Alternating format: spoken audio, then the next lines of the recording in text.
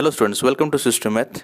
Now we are going to start our new topic, very interesting, how to organism reproduce or reproduction in plant.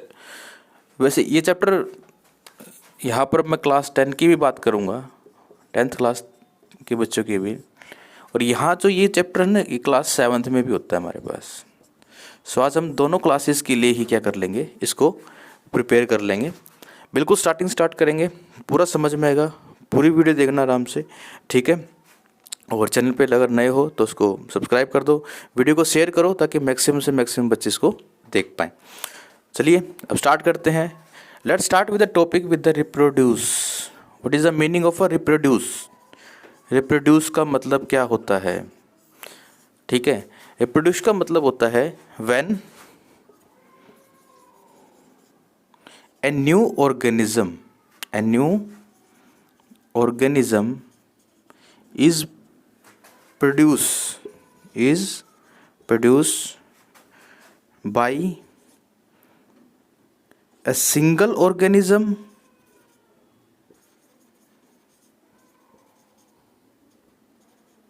or parent organisms.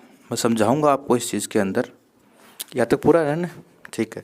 हाँ जी, तो organism और parent organism मतलब क्या है? देखो, जब reproduction होता है तो एक नया ऑर्गेनिज्म बनता है. बिल्कुल, जो आपके 9th क्लास की साइंस है उससे भी देना कितना रिलेट करेंगे हम लोग, सेल चैप्टर से भी. सो रिप्रोड्यूस जब क्या होता है, जब एक नया ऑर्गेनिज्म बनेगा. क्या बनेगा? एक नया ऑर्गेनिज्म बनेगा. किससे बनेगा भाई? सिंगल ऑर्गेनिज्म से बनेगा, या फिर पेरेंट ऑर्गेनिज्म मतलब या टू पेरेंट्स की यानी टू ऑर्गेनिजम्स की रिक्वायरमेंट होगी. और इसी चीज़ से इस चैप्टर को हम दो हिस्सों में डिवाइड करेंगे. तो कैसे डिवाइड करेंगे कि हाउ डू ऑर्गेनिज्म रिप्रोड्यूस. तो दो तरीके से पढ़ने वाले हैं हम लोग. मतलब अब रिप्रोड्यूस होगा and the process is known as, क्या कहलाएगा उसको? रिप्रोडक्शन. क्या कहलाएगा? रिप्रोडक्शन. मैं दोबारा से एक बार आपके लिए रिपीट कर देता हूँ कि रिप्रोड्यूस क्या होता है. To when a new organism is produced by a single organism और पेरेंट ऑर्गेनिजम्स, यानी एक टाइप के ऑर्गेनिज्म से या फिर दो टाइप के दो ऑर्गेनिज्म से हम क्या बनते हैं. जब एक नया ऑर्गेनिज्म तैयार होता है उसको हम क्या बोलते हैं? उसको बोलते हैं रिप्रोड्यूस होना. यानी जब ये रिप्रोड्यूस हो रहा है और जब प्रोसेस के द्वारा हो रहा है that is called the reproduction हो रहा है. समझ में आ रहा है ना आपको इतनी बात? हाँ जी, अब देखते हैं नेक्स्ट. तो अब मैंने बताया कि एक तो देखो सिंगल ऑर्गेनिजम्स के द्वारा और एक पेरेंट ऑर्गेनिजम्स, मतलब ये भी पेरेंट ऑर्गेनिज्म ही है बट ये सिंगल, यहाँ टू ऑर्गेनिज्म कह लो आप यहाँ पर, ठीक है, टू ऑर्गेनिज्म. तो यानी अगर सिंगल ऑर्गेनिज्म से जब प्रोड्यूस होता है तो उसको हम क्या बोलते हैं? हम उनको बोलते हैं एसेक्सुअल रिप्रोडक्शन. किसके द्वारा हो रहा है? Asexual reproduction. और जब वो टू पेरेंट्स यानी टू ऑर्गेनिजम्स के द्वारा रिप्रोड्यूस होता है तो उसको हम क्या बोलते हैं? Sexual reproduction. क्या बोलते हैं? Sexual reproduction. आई थिंक आप लोगों को बातें समझ में आ रही होंगी आराम से. क्या होता है, अगर सिंगल ऑर्गेनिजम्स रिक्वायर हो एक नया ऑर्गेनिज्म प्रोड्यूस करने के लिए तो उसको क्या बोलेंगे हम लोग? Asexual reproduction. और अगर मान लो दो ऑर्गेनिजम्स रिक्वायर्ड है एक न्यू ऑर्गेनिज्म को रिप्रोड्यूस करने के लिए तो उसको क्या बोलेंगे हम लोग? बोलो, सेक्सुअल रिप्रोडक्शन बोला जाएगा. आई थिंक यहाँ तक सबको कहानी समझ में आ गई है. बहुत अच्छे, ठीक है. तो अभी हम नेक्स्ट आगे करते हैं. तो हम आज जो टॉपिक हमारा करेंगे, हम एसेक्सुअल रिप्रोडक्शन करेंगे, ठीक है. एसेक्सुअल रिप्रोडक्शन का टॉपिक को समझेंगे जो कि क्लास 7th के लिए भी बिल्कुल सही में समझ में उनको आ जाएगा. सो भाई एसेक्सुअल रिप्रोडक्शन, इसमें कितने पेरेंट्स रिक्वायरमेंट है एसेक्सुअल में? कमेंट करके बताना. एसेक्सुअल में कितने ऑर्गेनिज्म रिक्वायरमेंट है एक नया ऑर्गेनिज्म बनाने के लिए? 1. बहुत बढ़िया. एसेक्सुअल रिप्रोडक्शन, बहुत बढ़िया. तो सिंगल पेरेंट्स रिक्वायर. तो किस तरीके से होता है रिप्रोडक्शन, कुछ पार्ट्स हम यहाँ करने जा रहे हैं, ठीक है. एक एक पार्ट को बिल्कुल आराम से अच्छे से समझेंगे हम लोग, ठीक है.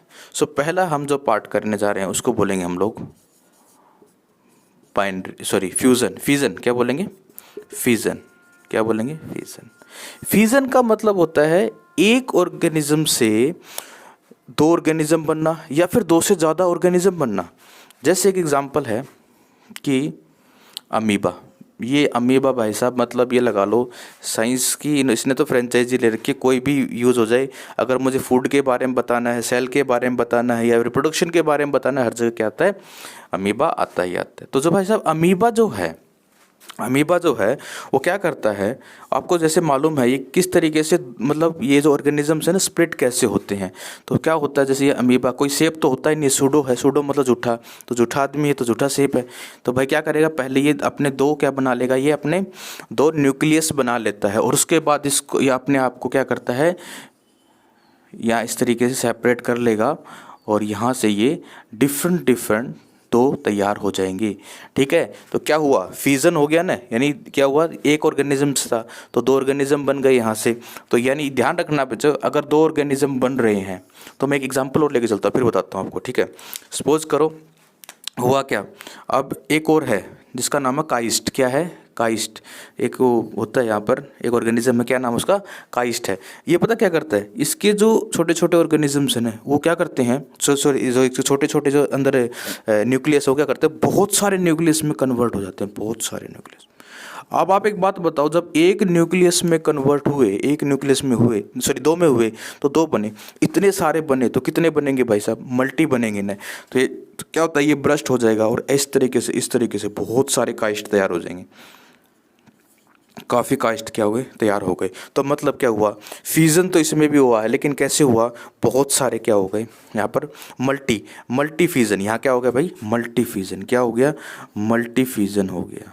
क्या हो गया, मल्टी फ्यूज़न हो गया। और यहाँ क्या हो गया, बाइनरी फ्यूज़न, दो बने ना तो बाइनरी फ्यूज़न हो गया। सो ये भाई फ्यूज़न के दो पार्ट होते हैं, कौन कौन से होते हैं, बाइनरी फ्यूज़न और मल्टी फ्यूज़न होता है। आई थिंक यहाँ तक आप लोगों को समझ में आ रहा होगा। अच्छे आ रहा है तो वीडियो को लाइक कर दीजिए और शेयर कर दीजिए ताकि मैक्सिमम बच्चे इसको समझ पाएँ। सो ये पहला था फ्यूज़न। इस तरीके के 6 पॉइंट है इसमें, तो 6 के 6 पॉइंट को हम समझेंगे। इस चैप्टर को 2 हिस्सों में बांट के चलना, एक तो है सेक्सुअल के लिए और एक हम पढ़ेंगे क्या नाम है, सेक्सुअल रिप्रोडक्शन के लिए। ठीक है, सो आज के लिए इतना ही करते हैं, नेक्स्ट टॉपिक में हम पूरे बाकी जो पार्ट्स कर लेंगे। ठीक है, so till then enjoy, subscribe the channel and thank you for watching.